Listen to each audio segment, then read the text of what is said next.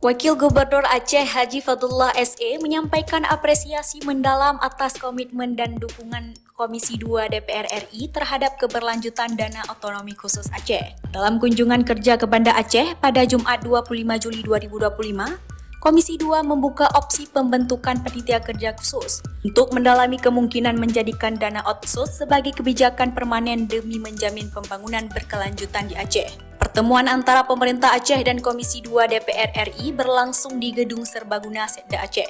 Dalam forum tersebut, Wagub Fadlullah menegaskan bahwa dana otsus masih menjadi tulang punggung pembangunan di Aceh. Ia menyebut bahwa 77% belanja pemerintah Aceh bersumber dari dana transfer pusat termasuk dana otsus. Menanggapi hal tersebut, Ketua Tim yaitu Wakil Ketua Komisi 2 DPR RI Dr. Dede Yusuf menegaskan bahwa Aceh tak boleh dianaktirikan.